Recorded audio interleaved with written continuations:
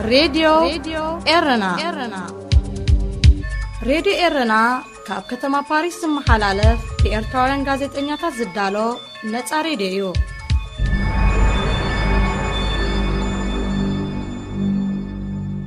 سلام كبرى سمعتي لومي سولوس عسر تقنبوت كل التشعن عسران كل التانيو زينا كان غدمينا أرستاتو أب منغو سراويت إرتران حيلتات تقراين وقع تخيدو بريزيدنت فارماجو أب سلطان مقصال عسر تحموش تقنبوت أب زكايد مرجع كو دادر مخانو أفليتو بوليس فرنسا أب باريس نزركب منبر بيت قوال بريزيدنت جيبوتي فتشوم هذه إذاعة إرنا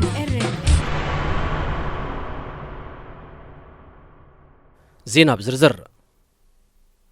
أب منغو سراويت إرتران حيلتات تقراين وقع تخيدو اتينا بشوم مونتا قنبوت أبزوغ حليتي أب كبابيتات بادمن رامان بدبداب كبيد برس تولع وقع ناستا شدش ساعتات كتسيلو دو كم زبله من شتات إيرانات قيسوم بخلت يوم وغن بزحزلو سراويت أب تتنقا كم زركب زحبروتهم من شتات أب زحلف وارح حالفو نس قشتات ككايد مسنحو أملكتهم أزي بسنبز تخايدين كبيد برات وقع ناب مولو كينات إرتران حيلتات تقراين كيعرق زي سقا مخانو تم من شتات بتوساقي أتحساسيبهم بزعبازيز تخايدا وقع بوغن منقسي إرترايخون حيلتات تقراي زاقيت زيتوهابي وقعو مجلس يلن مليشة تامحرا كم معراب تقراي كوصن نتي كبابي سرايت إثيوبيا ترايك كوصاصورن مخانو أبزن قرل زلو اوان بوغن حمراون حدش وقع كيولع تساقيو كم زلو يقلت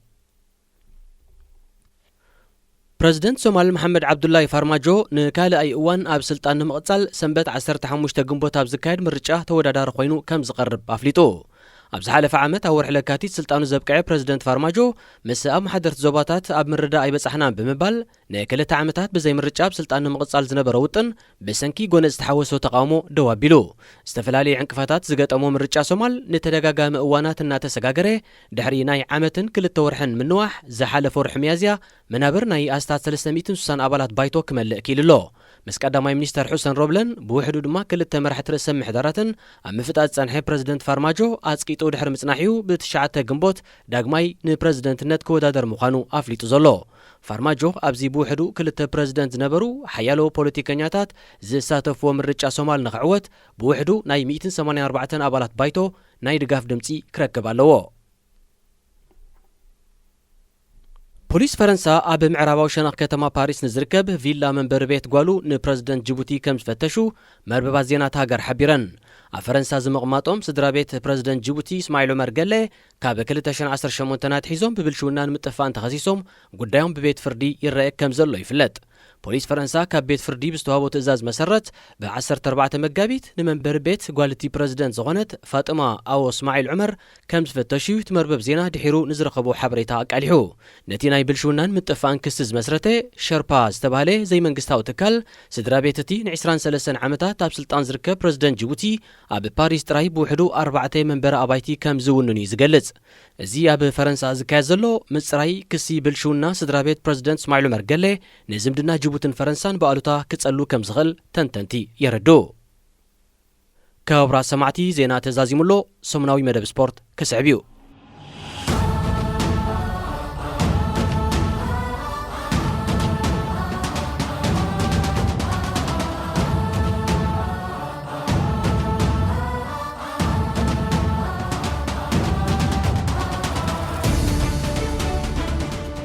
سلام نعاكم يخون زخبركم من زخبركن تخاتلتي سومناوي مدب سبورت سلسته إرتراوين تقدادمتي مالت مرهاو قدس بينيام جرماين ناتنايل تسفاتيانن زساتفو زلو مبل 150 ودر جراند تور جيرو دي إيطاليا كساب بقدمة مال السنبت أبزك أنواع 3 مدرقات تقدادماي بلجمايت وورلد تور تيم أنتر مارشي وانتي جوبير ماتريو بينيام جرماي أزيو عقابن زقرعن وسيتا محفاسي زركب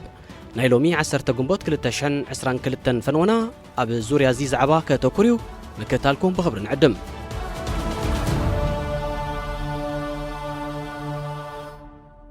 أولمبيكاوي تقدادماي دانيال تخلايمانوت أب 2015 عام تمرت أب تور دي فرانس ماليا نقص عقب نسلس معلتات بملباس نحنتي كاب مالياتات جراند تورز تخدني فلامي تسلم أفريقاوي هبزخونلون مس أولمبيكاوي تقدادماي مرهاو قدس دما ناي مجمريات تسلمت أفريقاوي تساتفتي ناي تزور زبل كبري دحر مركبومن أب كتما اسمرا بعسرتا تاشحز غصر حزبي أقبابلا كجبرلهم كله حدا كابتوم كقدميتن تقدادمتي أسافيرن زنبرا مكاين ببشكلتا زمرحون زسنيو زنبر سبورتاوين زبا ماكل بينيام جرمايو ቢንያም በትናያታቱን ሓዋቱን በቲ ካብ ኣህጉራዊ ማዕርፎ ነፈርቲ ስመራ ክሳብ ሜዳ ባሕቲ መስከረም ዝተዘርግሐ ህዝቢ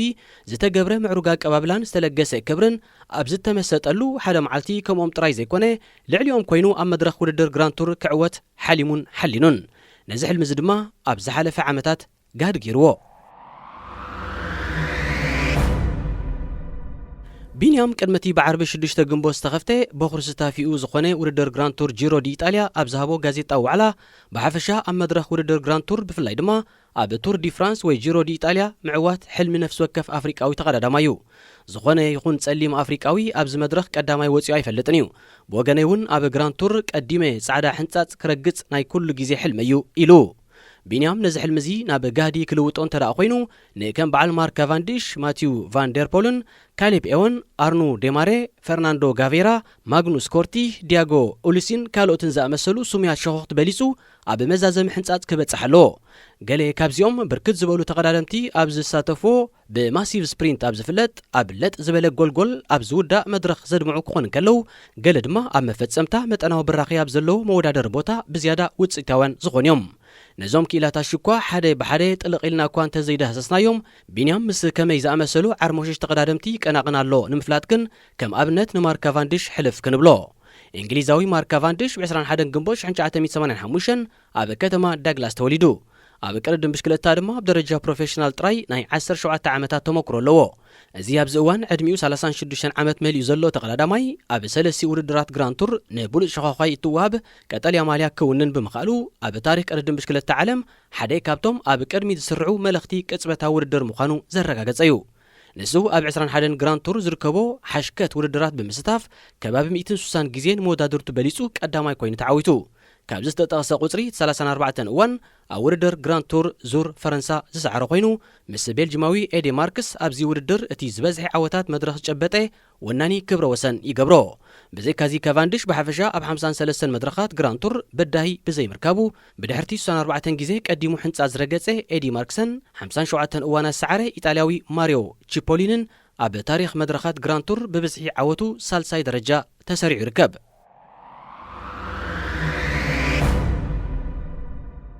እዚ ክጥቀስ ጸንሐ ዝናን ክብርን ዘለዎ ማርክ ካቫንዲሽ ኣብ 2005 ዓ.ም ብደረጃ ፕሮፌሽናል ምቀዳም ድሕሪ ምጅማሩ ኣብታ በኹሪ ዓመት ጥራይ ኣብ 11 መድረኻት ቀዳማይ ኮይኑ ኣትዩ። ብ2 ሚያዝያ 2000 ዓ.ም ኣብ ከተማ ኣስመራ ዝተወልደ ቢንያም ግርማይከ እንተዳኢልና ድማ ካቫንዲሽ ኣብ 20 ዓመት ዕድሚኡ ነዚ ዓወታት ክሓፍስ እንከሎ ገና ብሽክለታ ዘይመለኸ ወዲ 5 ዓመት ህፃን እዩ ነይሩ።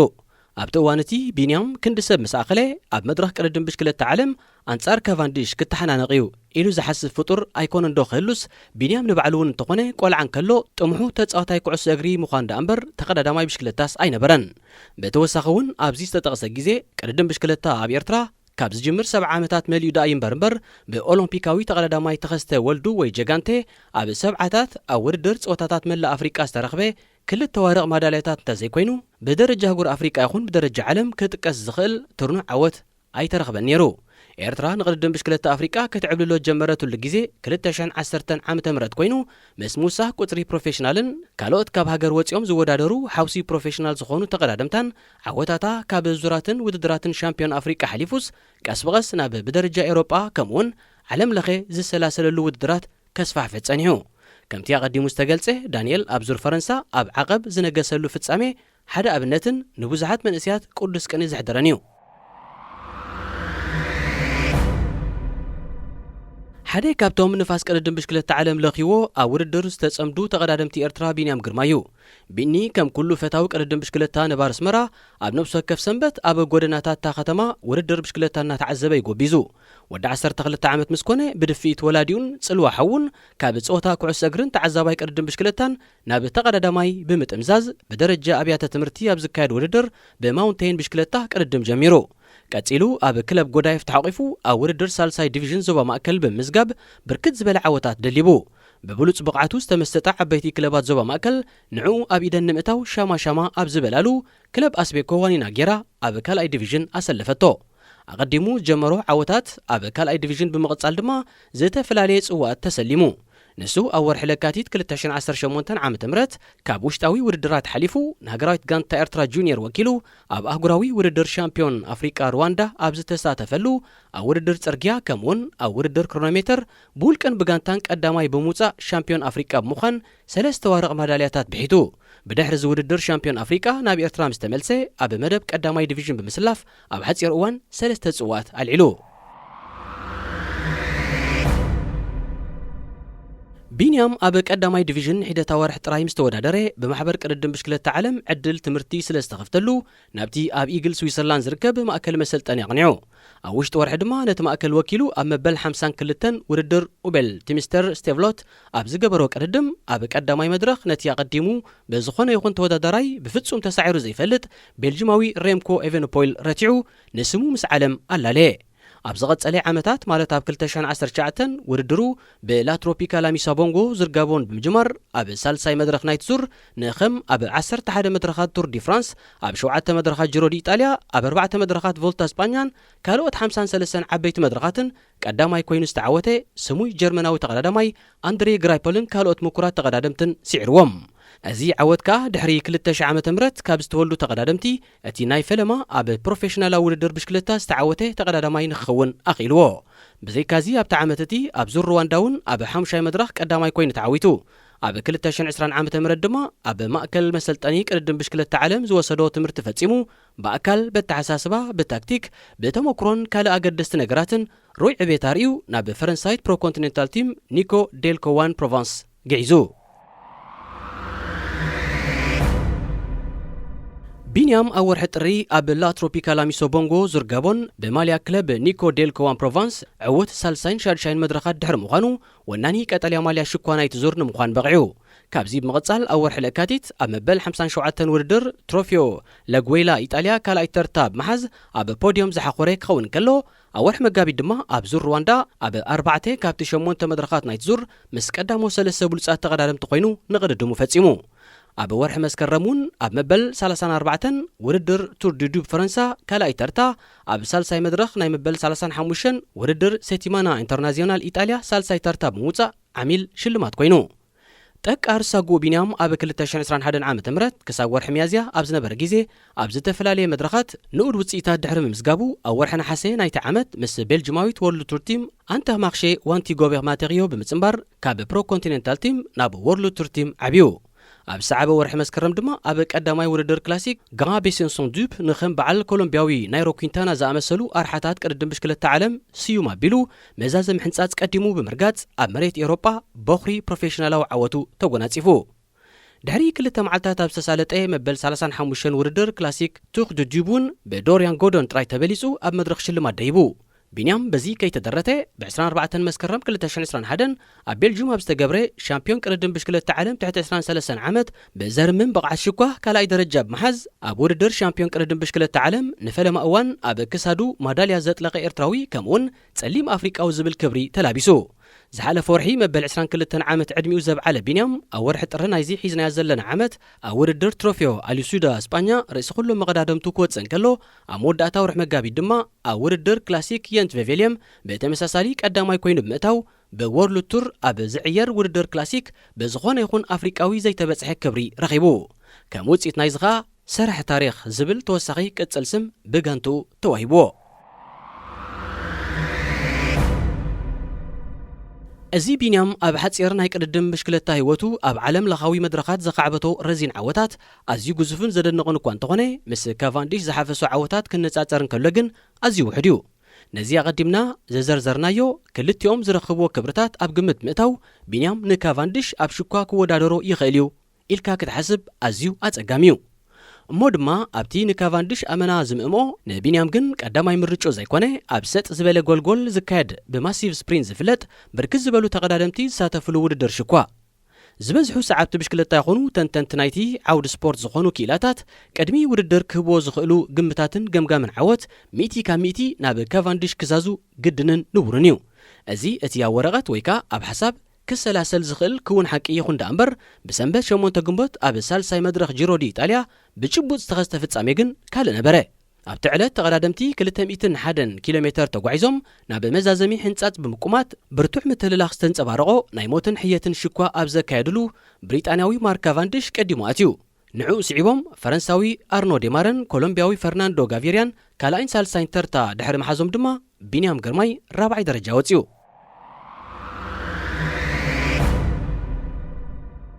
ብዛዕባ ዓወታትን ብቕዓት ሽኳን ካቫንዲሽ ኣቐድም ኣቢልና ዝገለጽናዮ ክንከውን ከለና ዴማርን ጋርሽያን መንዮም ተዳኢልና ግን ዴማሬ ኣብ 84 ውድድራት ጋርሽያ ድማ ኣብ 49 መድረኻት ጎብለል ኮይኖም ዝወፁ ተቐዳደምቲዮም። እዞም ኣትሌታት ይኹን ካልኦት ንዕኦም ዝመስሉ ተወዳደርቲ ናይ ነዊሕ ዓመታት ተመክሮ ዘለዎምን ብርክት ዝበለ ግዜ ዝተዓወቱ ሱሙያት ተቐዳደምትን ይኹኑ ዳ እምበር ኣብዚ ናይ ሰንበት ሽኳ በቲ ገና ጀማሪ ዘሎን ፍሽኽታ ዘይፍለዮን ቢንያም ክሰዓሩ ሙሉእ ብሙሉእ ተኽእሎ ነይርዎም እዩ። ቢንያም እውን ብተመሳሳሊ ኣብታ መድረኽ ተዓዊቱ እታ ንሱን መላእ ኣፍቃሪ ስፖርት ኤርትራን ከምኡን ኣፍሪቃ ብሃንቀውታ ጽበይዋ ዘለዉ ዓወት ውድድር ግራንድ ቱር ኣብታ መዓልትቲያ ጋዲ ክገብራ ተኽእሎ ነይርዎ። ይኹን እምበር ብስሪ ዝተፈላለየ ኣብ መዛዘምቲ ውድድር ዝተኸስተ እኩብ ፍጻሜታት እታ ታሪኻዊት ዕለት ንግዚኡ ናብ ካልእ እዋን ክትሰጋገር ተቐሲባ። እቲ ንቢንያም ብሰንበት ኣብ ታሪኽ ውድድር ግራንድ ቱር ናይ መጀመርያ ዓውት ጸሊም ኣፍሪቃዊ ተቐዳዳማይ ንኸይከውን ዝዓንቀጾ ፍጻሜታት ግን እንታይ እዩ? ሓደ ካብኡ እቶም ንዓወት ቢንያም ዝሰርሑ ደቂ ጋንቱ ከም መራሒኦም መጠን እናተኸናኸኑን እናተኸላኸሉን ምቹእ ቦታ ከትሕዝዎን ከሳብቲ ዝድለ ርሕቀት ከብፅሕዎን ብዘይምኽኣሎም እዩ። ከም ውፅኢት ናይዚ ኣብ መወዳእታ ልዕሊ 1 ኪሎ ሜተር ናይ ተቕድድም ኣንጻርቶም ብልዕሊ ሓደ ፀራጊ መንገዲ ዝምርሑ ዝነበሩ ክኢላታት ሽኳ ንበይኑ ክቃለስን ክሃልኽን ተራዩ። ብዘይካዝቶም ከመጣጣሕቲ መንገዲ ኮይኖም ኣብ ቅድሚት ተሰሪዖም ዝነበሩ ተቐዳደምቲ ንደቂ ጋንቶኦም ኣብቲ ዝድለ ቦታ ኣብፂሖም ናህሮም ኣብ ዝቕንስሉ ዝነበሩ እዋን ንቢንያም ኣብ መንገዱ ጸኒሖም መንገዱ ከተኣጓጉልዎ ተራዮም። ውድድር ክፍጸም 700 ሜትሮ ምስ ተረፎ መበል 12 ደረጃ ሒዙ ዝነበረ ቢንያም ኣብ መወዳእታ ከባቢ 150 ሜትሮ ንቕድሚት ተወሪሩ ብምምጻእ መበል 4ይ ኣብ ዝኾነሉ ምስ ንጡፋት ደናጉእ ከሎ ንቕድሚት ሰንጢቑ ከይወፅእ ብካቫንዲሽ ንየማን ከይሓልፍ ብደማሬ ብጽጋም ከይፍንጥስካ ብጋርሽያ ተዓጊቱ ኣብ ማእከሎም ተኸርዲኑ ፍሕት መበል ቦታ ሲኢኑ። ብሰንኪዚ ክልተ ግዜ ኣጋሩ ፔዳል ብሽክለታ ካብ ምዝዋር ንገለ ካልኢታት ክዕርፋ ተገዲደን።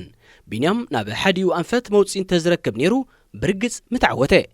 ብድሕርቲ ውድድር ተንተንቲ ቅድድም ብሽክለታ ብዛዕባ ፍጻሜ ብዝርዝር ኣብዚ ዘተይሉ እውን ቢኒ እንተዘይዕገት ነይሩ እንተኸፍአ ካልኣይ ክወፅእ ይኽእል ከም ዝነበረዮም ገምጋሞም ሂቦም። ብሓደ ሸነኽ እቲ ሽዑ ዝተረኣየ ክስተት ዘሕዝን እቲ ስዕረት ድማ ዘይወሓጥን እኳ እንተኾነ ብኻልእ ሸነኽ ድማ እቲ ኣብቲ ዕለት እቲ ብዙሓት ተቐዳደምቲ ኣብ ዝካፈልዎ ቅጽበታዊ ውድድር እውን ሰናፍ ከም ዘይኮነ ዓቕሙ ዘርኣየ ቢንያም ንውርያት ሸኾኽቲ ዓለምና ኣብ መድረኽ ግራንድ ቱር ረቲዑ ንዘንቲ ዕለት እናተዘከረ ዝነብር ታሪኽ ክሰርሕ ከም ዝኽእል ዘአንፈተሉ ፍጻሜ ብምንባሩ ብመጠኑ ዘዳዓስ እዩ። ብርግጽ ቢንያም ኣብ መድረኽ ግራንድ ቱር ብምዕዋት ቅያ ክገብር እዩ። መዓስ ንዝብል ሕቶ ምናልባት ጽባሕ ረቡዕ ኣብ ዝሰላሰል 5 መድረኽ ጅሮ ዲ ኢጣልያ ክኸውን ይኽእል። ኣብዚ ጅሮ ዝቀዳደሙ ዘለዉ ደቂ ሃገሩ መርሃዊ ቅዱስን ናትናኤል ተስፋጽዮንን እውን ኣብ ዝቕጽል መዓልትታት ንዕኦም ዝምእምእ መድረኻት ክስዕብ ብምዃኑ ንሶም እውን ካብ ጸለምቲ ኣፍሪቃውያን ቀዳሞት ተዓወቲ መድረኽ ግራንድ ቱር ዘይኮኑሉ ምኽንያት የለን። ካብ 2018 ዓ.ም ጀሚሩ ዝተፈላለየ ታሪኻት እናሰርሐ ስሙ ከም ሮኬት ንሰማይ ክውንጭፍ ዝጸንሐ ቢንያም ኣብ መኽፈቲ መዓልቲ ጅሮ ብኔዘርላንዳዊ ማቲዩ ቫንደርፖል ጥራይ ተቐዲሙ ካልኣይ ደረጃ ብዝሓዘሉ መድረኽ ርእሱ ዝኸኣለ ታሪኽ ሰኒድ እዩ። ንሱ ኣብቲ ዕለቲ ንኹሎም ትሕቲ 25 ዓመት ዝዕድሚዮም ተቐዳደምቲ በሊጹ ብምእታው ጻዕዳ ማልያ ተስፉ መንእሰይ ለቢሱ። ቢንያም በዚ ውፅኢት ፈላሚ ኣብ ግራንድ ቱር ጻዕዳ ማልያ ዝለበሰ ኣባል ክለብ አንተርማክሺ ኣብ ርእሲ ምዃኑ ድሕርቲ ኣብ 2015 ዓ.ም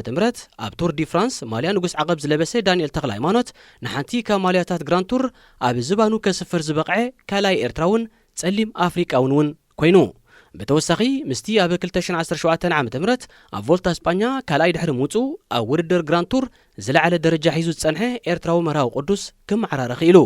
ቢንያም ብተወሳኺ ኣብቲ መድረኽ ኣብ ውድድር ማልያ ሹካ ወይ ከዓ ማልያ ቺክላሚኖ ካብቲ 62 ነጥቢ ዘዋህለለ ቫንደርፖል 27 ነጥብታት ተፈንቲቱ ካልኣይ ተርታ ተሰሪዑ።